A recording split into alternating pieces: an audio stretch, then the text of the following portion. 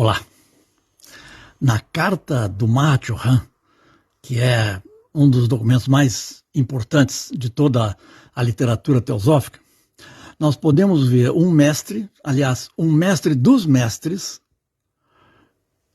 esclarecendo que a essência da cristandade mística, do misticismo cristão, é igual, tem a mesma substância da melhor teosofia e a mesma substância do que há de melhor nas outras grandes religiões. E, claro, nas grandes escolas de filosofia clássica. Portanto, existe uma sabedoria universal, presente em diferentes escolas de pensamento, em diferentes tradições religiosas. Não há qualquer motivo para estimular inimizade ou má vontade entre diferentes movimentos de seres humanos que buscam o mundo divino, buscam a sabedoria eterna. Descontado o discurso externo, transcendida a aparência, vencidas as influências burocráticas desse e daquele movimento, a sabedoria humana e divina é uma só. Isso é um ponto essencial que leva a uma certa humildade, ou deveria levar, mas eu creio que podemos dizer, leva à humildade cada um dos diferentes movimentos religiosos e filosóficos, de modo que nenhum deles olha para o seu umbigo e diz, eu sou incomparavelmente melhor. Tudo que é humano tem falhas, tudo que é humano precisa ser aperfeiçoado. E Helena Blavatsky escreveu uma autocrítica franca e sincera, pública,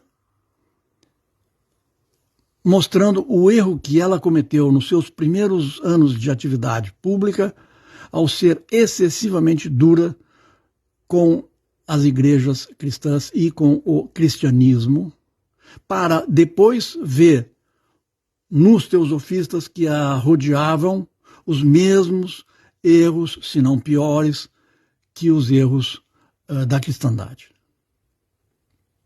Os mesmos erros, é claro, guardadas as proporções. Erros da mesma substância. Da mesma substância real ou potencial. E a autocrítica de Helena Blavatsky é, a meu ver, central para o século XXI, e eu acho que ela não foi bem compreendida ainda. Longe disso. Porque Blavatsky exerceu a sua cota necessária de humildade diante dos seus próprios erros, e assim ela nos dá um exemplo. A humildade nos protege da queda.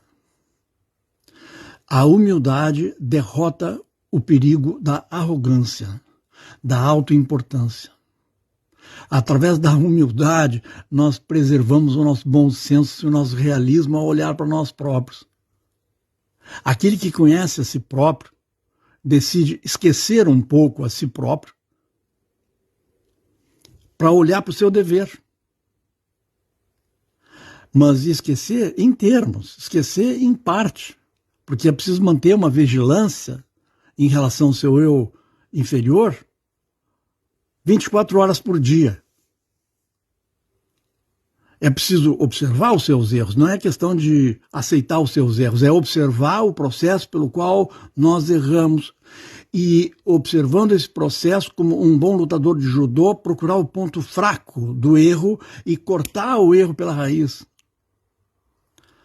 Nós precisamos zelar pela nossa capacidade de aprender e de corrigir-nos a nós próprios, enquanto cumprimos o nosso dever sagrado, que em primeiro lugar é o de escutar a voz da nossa consciência, em segundo lugar, de agir conforme, de agir à altura da voz da nossa consciência. E a voz da nossa consciência, provavelmente, se ela estiver sendo escutada de maneira certa, ela vai estar dizendo: aprende com os teus erros. Para de repetir os teus erros, que já conheces, que já identificaste, que já observaste. Então, na relação entre diferentes escolas de pensamento, na relação entre diferentes religiões, movimentos religiosos, filosóficos, etc., na relação entre cristianismo e teosofia, essa relação ocorre dentro dos teosofistas, é claro, dentro da consciência de cada um de nós. Nessa relação entre diferentes pontos de vista para olhar a realidade, a humildade é o chão, é o alicerce onde nasce a fraternidade.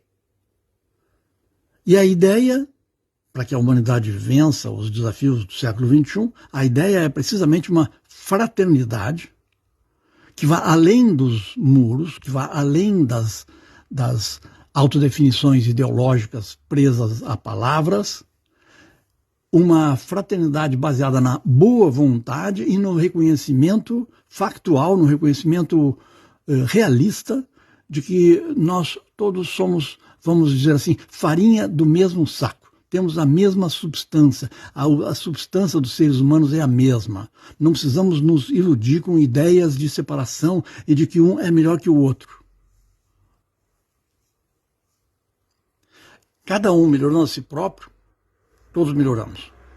Cada religião melhorando a si própria, todas melhoram. Cada escola de pensamento melhorando a si própria, todas as outras vão melhorar também.